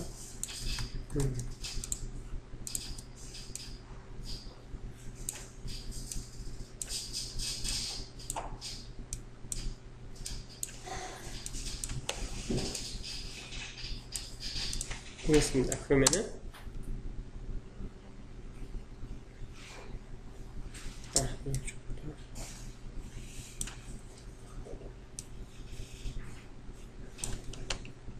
안녕하세요.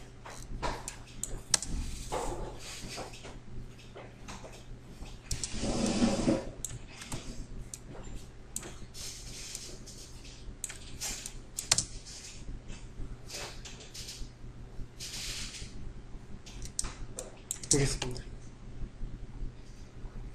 커질 때 어떤 걸 기준으로 커지는지 아시겠죠? 그래서 이 앵커 포인트가 많이 중요할 때가 많이 중요한 부분입니다. 왜냐면 꽃잎 같은 거 우리 이렇게 갑자기 이렇게 탁 커지잖아요. 꽃잎 같은 거 그럴 때 주로 이 앵커 포인터를 가지고 많이 장난을 합니다. 앵커 포인터를 놓고 꽃잎이 어떻게 커지는지 그런 걸 나타낼 때도 많이 쓰고요. 예. 그리고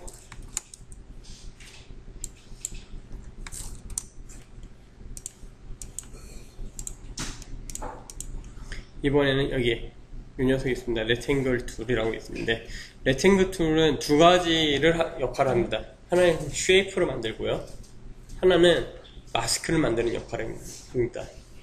쉐이프를 만든다는 거는요. 지금 여기 이렇게 선택을 하면 이렇게 선택하면 색깔이 좀 달라지죠. 예, 아무것도 선택을 안 했을 때 아무것도 선택이 안 된 거예요. 지금은요. 이렇게 회색이 없잖아요. 옅은 회색이 아무것도 선택이 안 된 상태에서 얘를 눌러주시면은 이렇게 색깔하고 아웃라인이 이렇게 있습니다. 스트로크라고 해가지고 예. 그래서 이렇게 쭉 하면은 이런 모양이 만들어지고요. 첫 번째는 쉐이프, 두 번째는 마스크입니다. 마스크. 얘를 맨 밑에 있는 걸 선택을 했습니다. 그리고 이렇게 쭉 하니까 얘만 마스킹이 된 것 뿐입니다. 얘만 선택된 부분만 나타나는 거죠. 지금 검정색이니까 좀 그런데 다른 색깔로 한번 좀 바꿔보죠. 색깔을 뭐 이런 색깔로 바꿔보겠습니다. 그 다음에 이 마스크를 선택을 하고요. 쭉 하면은 이렇게 바뀝니다. 선택이 되어 있어야 합니다. 선택이 어떤 레이어든지 선택이 되어 있어야만이 이렇게 마스크를 씌울 수가 있습니다. 대신 카메라하고 뭐 이런 것들은 안 되겠죠. 카메라나 이런 것들은 안 되고요. 이런 오브젝트에 관련된 레이어들은 이렇게 마스크를 씌울 수가 있습니다. 그거에 관해서 지금 이런 것들에 대해서는 이런 게 있다고만 우선 알아두십시오. 지금 이거 솔리드 레이어를 계속 만들고 있는데 솔리드 레이어에 대해서도 설명을 드릴 테니까요. 예. 쉐이프 같은 경우는 이렇게 내가 원하는 걸 이렇게 만들 수가 있습니다. 쉐이프. 그리고 쫙 보면은 여기 스타도 있습니다. 별 모양도. 이렇게 만들 수가 있고요. 그래서 이렇게 나타낼 수도 있고, 그리고 얘도 색깔을 선택을 한 다음에 색깔을 여기 필에서 이런 색깔 뭐 이래도 이렇게 바꿔줄 수가 있고요. 아웃라인도 여기 스트로크에서 선택을 한 다음에 이렇게 만들어지면 아웃라인 이렇게 됩니다. 아웃라인도 들어가 있죠. 스트로크를 좀 더, 잠시만요. 이게 화면 비율이 안 나오는데 여기 픽셀이 나올 거예요. 몇 픽셀. px가 써 있을 거예요. 거기는 지금 다 쓰여져 있죠. 픽셀이라고 px. 예, 실습하면서 좀 제가 또 알려드릴게요. 좀 설명을 또 해드릴게요. 여기 보면 옆에 보면은 px가 있습니다. 픽셀. 이게 늘어나면 늘어날수록 좀 더 두꺼워지겠죠. 이거 좀 빼볼게요. 빼보면은 여기 있죠. 이렇게 늘어나죠. 이렇게.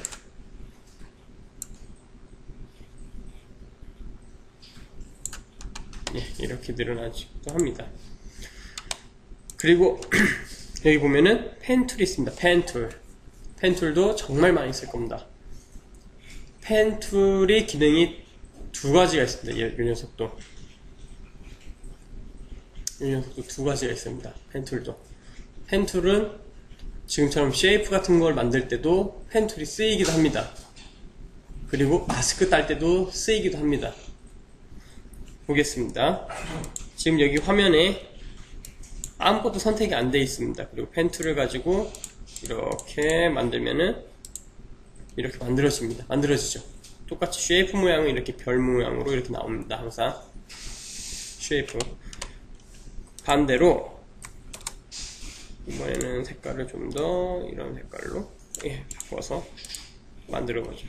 지금 이런 솔리드 레이어를 선택을 했어요. 그 다음에 이렇게 누르겠습니다. 그러면은 이 녀석만 이렇게 마스크가 됩니다. 그리고 반대로 마스크를 반대로 하고 싶다.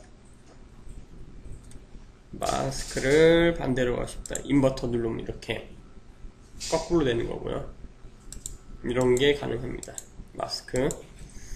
예, 마스크의 역할을 또 해줍니다. 그 다음에 여기 T.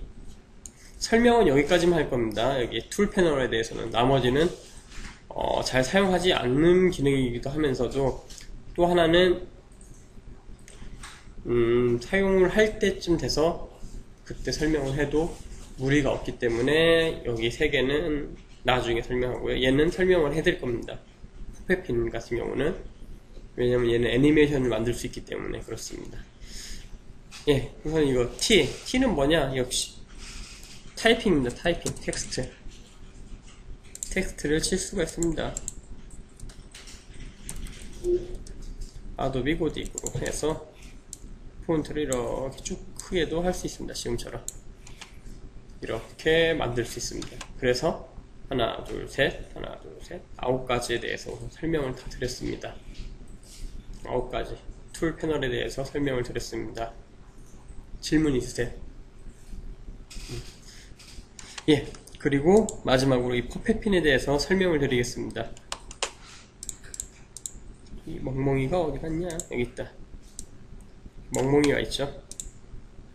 3D 레이어를 없애고요. 얘를 이렇게 해서 레이어를 하나 만들어 놓고요. 여기다가 퍼펫핀을 이렇게 찍어 보겠습니다.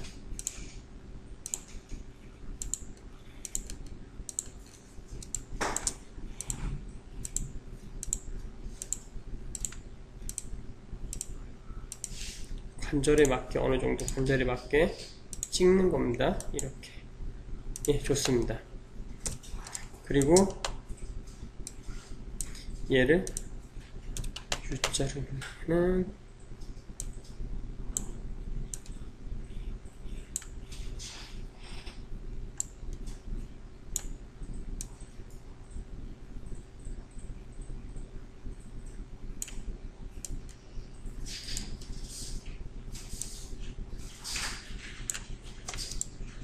예, 이렇게 있습니다. 그리고 얘를 이렇게 움직이면은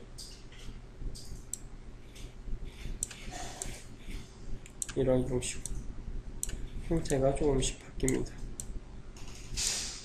그러면은 이렇게도 되고,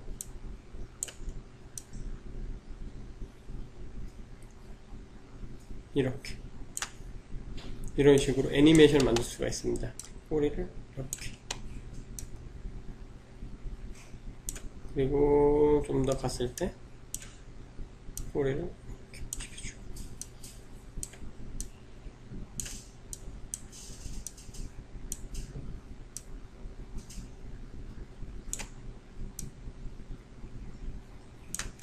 그러면은 이런 식으로 애니메이션이 됩니다. 제가 이걸로 새 날개짓 같은 경우는 이런 걸로 만들 때 되게 좋습니다. 새의 날개 끝하고 날개가 이렇게 휘어지는 부분을 하나 넣고, 그 다음에 몸하고 연결되는 부분을 놓고, 위아래만 이렇게 움직여주면은 날개짓 하는 모습이 나옵니다, 실제로도. 그래서 퍼펙트핀 같은 경우는 애니메이션 할 때 많이 사용합니다. 그리고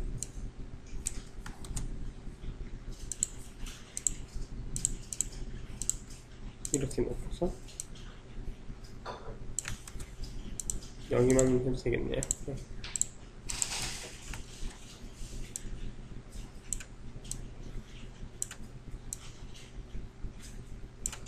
그러면은 이렇게 깔딱 이렇게 만들 수가 있습니다. 퍼펙트핀 같은 경우는 애니메이션, 사람의 관절이나 이런 부분들을 다 잘 아신다면은 이걸 가지고도 충분히 간단한 애니메이션을 만드실 수가 있습니다. 재밌는. 그래서 이 퍼펙트핀에 대해서까지 설명을 드렸고요. 예. 그 다음에 가장 중요한 부분입니다. 프로젝트 창이라고. 프로젝트 패널 똑같습니다. 우리 프리미어 배우셨을 때 마찬가지로 여기에 대한 정보나 얘네 정보, 그리고 이렇게 소스들을 담아놓는 곳입니다. 프로젝트. 프리미어하고 상동합니다, 내용은. 그리고 여기 밑에서 보시면은 폴더를 만들 수 있고요. 폴더를 만들어서 이렇게 집어넣으실 수가 있습니다. 똑같이 프리미어하고. 그리고 새로운 컴프, 거기서는 시퀀스죠. 시퀀스. 프리미어에서는 시퀀스인데 얘는 컴프라고 합니다. 컴포지션. 컴프를 이렇게 만들어서 사용하실 수가 있고요. 그 다음에 뭐 얘를 선택해서 여기 얘를 하나를 선택해서 이렇게 지우실 수도 있고요. 이런 기능을 할 수 있는 게 바로 프로젝트 패널입니다. 프로젝트 창. 그리고 여기에 선택했을 때 여기 위에 보시면은 프로젝트에 대한, 그리고 소스들에 대한, 오브젝트에 대한 정보가 여기 딱 이렇게 다 공개되어 있습니다. 썸네일이 다 되어 있습니다. 그래서 여기를 확인해 주시면 되고요. 그 다음에 컴포지션 패널입니다. 이게 컴포지션 창이라고도 저는 이제 말을 많이 하는데요. 이게 바로 컴포지션 창입니다. 패널입니다. 패널. 여기 보시면은 지금 보셨던 것과 같이 내가 작업하고 있는 것들을 자유자재로 여기에서 이렇게 움직일 수도 있고, 만들어지는 것을 프리뷰도 할 수가 있습니다. 여기에서 바로바로 만들어지는 것을. 이게 바로 컴포지션 창입니다. 컴포지션 패널이라고도 하고요. 여기 밑에 있는 것들, 컴포지션 패널에 있는 여기 밑에 있는 것들을 컴포지션 토글이라고 합니다. 주로 많이 사용하실 부분들이 이걸 겁니다. 이 부분. 트랜스, 얘는 원래 자체가 원래는 이렇게 생겼습니다. 뒤에는 아무것도 없습니다. 실제로는. 근데 그냥 보기 좋으라고 검정색이 되어 있습니다. 그리고 이 검정색도 색깔을 내가 하얀색으로도 바꿀 수 있고 파란색으로도 바꿀 수는 있습니다. 대신 영상이 아웃풋 됐을 때, 영상을 렌더링 걸어서 나올 때는 무조건 검정색입니다. 여기 색깔하고 상관없이. 왜냐? 트랜스입니다. 말 그대로 트랜스입니다. 비어있는 투명값입니다. 투명값을 그냥 투명한 것을 검정색으로 표현해라 라는 겁니다. 이거는. 그래서 상관이 없습니다. 이거는 큰 의미가 없습니다. 그냥 화면에 대한 모습입니다. 근데 기본은 이렇게 비어있다는 거, 투명으로 되어 있다는 것을 꼭 알아두셨으면 좋겠습니다. 그리고 또 많이 사용하실 부분이 이 카메라 부분입니다.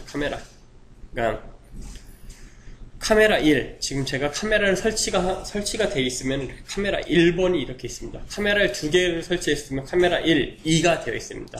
만약에 카메라를 3개를 설치했으면 카메라 1, 2, 3이 있고요. 프론트, 정면입니다. 정면. 그리고 레프트, 탑. 이거는 잠깐 보여드리겠습니다. 얘를 3D 레이어 요 녀석을 뒀죠. 얘를 두고서 보겠습니다. 멍멍이는 잠깐 눈을 가리고요. 눈을 가렸습니다. 요 녀석이 3D죠. 보겠습니다. 여기에서 보야겠네요. 예, 카메라를 봤을 때, 예, 포지션을 좀 바꿔보겠습니다. 예, 포지션을, 예, 이렇게 좀 놓고요. 이렇게 포지션을 바꿔보겠습니다. 여기에서 보죠. 카메라. 프론트. 똑같죠? 깊이값이 없죠? 프론트는 말 그대로 정면을 말하는 겁니다. 정면의 2D 이미지. 카메라를 놓은 상황이 아닙니다. 그렇기 때문에 동등하게 크기는 똑같게 나오는 겁니다. 원래 똑같은 녀석을 똑같이 복사했기 때문에. 사이드, 레프트죠. 이렇게 나옵니다. 지금 이렇게 옆에서 본 겁니다. 지금 쉽게 말하면은 이게 종이라고 해요. 이것을 레프트 이쪽이겠죠. 왼쪽으로 이렇게 봤다고 해요. 그러면 지금 어떻게 되죠? 이렇게 직선밖에 없죠. 안 보이죠. 실제로 이게 좀 볼록하니까 볼록해 보이긴 하지만 이렇게 보면은 직선이죠. 이거예요. 이제 이런 것들을 많이 쓸 겁니다. 왜냐, 레이어 위치를 맞추려고 할 때 레프트나 그리고 탑을 또 많이 볼 겁니다. 탑을 보겠습니다. 탑뷰 위에서 보는 겁니다. 위에서. 이제 지금 레프트를 봤죠? 위에서 이렇게 볼 겁니다. 위에서 이렇게 위에서 이렇게 또 선만 되겠죠. 그래서 위에서 봅니다. 탑뷰를 정말 많이 볼 겁니다. 왜냐면은 3D 레이어의 위치를 잘 조정하기 위해서 이렇게. 그래야만이 3D 가상 공간을 만들 수가 있습니다. 그래서 이 뷰 보는 게 매우 중요한 부분입니다. 그리고 또 많이 보실 게 커스텀 뷰입니다. 말 그대로 백은 뒤에요. 뒤에서 보는 거. 그리고 라이트에서 보면은 오른쪽에서 보는 거예요. 버튼에서 보면은 밑에서 위를 보는 거예요. 예. 똑같습니다. 그 다음에 커스텀 뷰를 보겠습니다. 커스텀 뷰. 커스텀 뷰 보면은 지금 이런 식의 모양이 나옵니다. 커스텀 뷰에서는 자기네의 자체적인 카메라가 들어가 있습니다. 커스텀 뷰에서는. 다시 설명하겠습니다. 커스텀 뷰는 자기만의 고유의 카메라가 있습니다. 그래서 특별히 레이어에 카메라를 설치를 하지 않아도 얘는 움직여 줄 수가 있습니다. 근데 여기서 움직였다고 해가지고 렌더링 할 때 영향은 절대 안 받습니다. 커스텀 뷰에서 화면을 지금 카메라로 화면을 바꿔보겠습니다. 이런 식으로 이렇게 한다고 해서 렌더링을 걸잖아요. 이렇게 렌더링이 안 걸립니다. 이런 옆으로 어떻게 걸리냐, 카메라 1처럼 이렇게 걸립니다. 커스텀 뷰는 말 그대로 카메라 1만 빼고, 여기 카메라 1만 빼고, 카메라 1이 아니네. 정확하게 설명, 액티브 카메라하고 카메라 1만 빼고 나머지 프론트부터 커스텀 뷰 3까지는 작업에 필요한 뷰 포인트입니다. 그러니까 작업할 때 내가 편하게 뷰를 보면서 위치 구성을 하기 위해서 놓는 것 뿐이지, 얘가 아웃풋을 냈을 때 영향은 미치지는 않습니다. 작업할 때 쓰이는 거지 아웃풋하고는 상관이 없습니다. 절대로. 작업할 때 위치를 놓기 위해서 탑뷰도 보고 커스텀 뷰도 보고 그러는 것 뿐이에요. 여기 가지고 얘가 렌더링을 걸었을 때, 뭐 AVI로 뺐을 때, WMV로 아웃풋을 했을 때 프론트로 나오는 것도 아니고, 그리고 커스텀 뷰 1로 나오는 게 아닙니다. 액티브 카메라 아니면은 카메라 1, 뭐 카메라 2, 3, 4가 있으면 2번, 3번, 4번이 나오겠죠. 그거에만 영향이 미치지 얘는 영향이 안 미칩니다. 그리고 여기 바로 옆에 보면 뷰가 있습니다. 뷰가 2뷰도 있고 3뷰도 있고 3뷰래 4뷰가 있고 그렇습니다. 4이죠.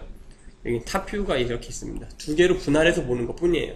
이것도 역시 작업할 때 편하게 좀 작업하려고 이렇게 씁니다. 근데 저 같은 경우는 얘를 안 써요. 잘 안 쓰게 돼요.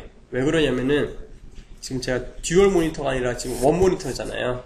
여기서 이렇게 두 개를 놓고 쓰면은 모니터가 그나마 작은데 두 개를 자르니까 더 작아서 디테일하게 좀 작업을 못해요. 이런 건 좀 듀얼 모니터가 있으면은 이 컴포지션 패널만 이 창만 따로 하나 놓고 타임라인하고 나머지는 다 옆에다 갖다 놓습니다. 그리고 얘 보면서 여기 듀얼로 놓든지 아니면 여기 4뷰로 놓으면서 이렇게 씁니다. 실질적으로 탑, 프론트 이렇게 나오죠. 그리고 얘를 생성하고 이렇게 해야 이렇게 나옵니다. 노란색 이렇게 나오죠.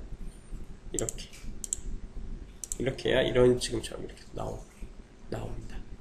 이렇게 해서 이건 작업의 편의성을 도와주는 겁니다. 작업의 편의성을. 근데 지금 이건 솔직히 조금만 이렇게 줌만 해버리면은 줌인줌아웃만 해보면 너무 막 커지고 작아지고 하기 때문에 솔직히 효율성이 좀 떨어집니다. 지금같이 특히 또 이런 조그마한 모니터에서는 원 모니터인데 지금 제 거 이제 노트북 15.6인치에서는 너무 또 작습니다. 그래서 이걸 추천은 그리 많이 안 합니다. 정말 급할 때 좀 더 많은 걸 빨리빨리 할 때는 좀 그래도 모니터에 좀 더 눈을 가까이 대고 하신다면은 좀 더 도움은 될 수는 있겠지만 평상시에는 그리 추천 안 합니다. 이렇게 가지고 있고요. 그 다음에 이 녀석도 그 다음으로도 많이 쓸 겁니다. 보통 보면 오토, 풀, 하프, 서드, 쿼드가 있습니다. 이게 뭐냐? 레졸루션입니다. 레졸루션. 디스플레이 레졸루션입니다. 어디까지나 디스플레이 레졸루션. 이 컴프에서 만약에 서드로 할게요. 그러면은 지금 얘가 확대했을 때 풀하고 여기 옆에 보세요. 이거 서드로 하면은 좀 차이가 나죠. 좀 블러가 끼고 좀 픽셀이 깨져 보이죠. 만약에 이제 트랙이나 그러니까 레이어가 엄청 많아져요. 그러면은 컴퓨터가 버벅거립니다. 그럴 때는 풀로 놓고 안 합니다. 풀로 놓고 디스플레이 안 해요. 컴퓨터가 아무리 좋아도 안 합니다. 왜냐면은 다운될 수가 있기 때문에. 그래서 이럴 때는 하프나 이렇게 서드로 놓고서 작업만 합니다. 그리고 중요한 부분에서는 다시 확인할 겸 해서 풀로만 놓을 뿐이지, 풀로는 기본 작업할 때는 풀로 놓고 레이어가 많고 좀 그러니까 트랙 말고도 파티클이나 이런 무거운 것들이 있습니다. 무거운 작업할 때는 풀로 안 놓고 하프나 서드로 놓고 작업을 합니다. 꼭 이 점 꼭 유의해 주시고요. 그 다음에 우리 프리미어에서도 세이프 라인하고 텍스트 라인 배우셨죠? 같이 기억나시죠? 여기 이겁니다. 딸깍 갖다 대면은 타이틀 액션 세이프 라인 딱 생성이 됩니다. 이 녀석도. 근데 주로 프리미어에서는 에펙에서는 이걸 많이 안 쓰실 겁니다. 주로 많이 안 쓰실 거예요. 웃긴 말이지만 주로 많이 안 쓰실 겁니다. 얘는 언제 많이 쓰냐 그러면은 여기 중앙선 십자 여기 이렇게 되어 있는 거 있죠. 이런 오브젝트들을 이렇게 가운데에 맞추려고 할 때 이렇게 사용할 때 말고는 잘 안 씁니다. 어차피 모션을 주기 때문에 많이 왔다 갔다 하기 때문에 중요한 텍스트는 어차피 이 정도쯤에 다 이제 타이핑을 하실 겁니다. 그렇기 때문에 이런 것들 이렇게 주로 맞출 때나 쓸 때 이런 걸 많이 쓰지 아주 많이는 안 쓰실 겁니다. 그리고 여기 옆에 있는 이 녀석은 뭐냐, 마스크를 딱 갖다 대면 지금 이렇게 연두색 이 라인 보이시나요? 없어집니다. 패스 라인을 어떻게 안 보이게 하는 겁니다. 디스플레이 상에서. 그렇다고 해서 아주 없어진 게 아니라 디스플레이 상에서만 안 보이는 것 뿐입니다. 디스플레이 상에서 딱 나타나죠? 이렇게 해서 컴포지션 패널까지 했고요. 잠깐 10분 쉬고 다음 것도 연결해서 또 이어서 또 설명을 하겠습니다. 오늘은 주로 인터페이스에 대해서 계속 설명을 할 테니까 좀 지루하시더라도 다음 1시간까지만 더 들어주시고요. 그 다음에 한 번씩 전체적인 인터페이스를 만지는 실습을 한번 가져보겠습니다. 예, 잠깐 쉬겠습니다.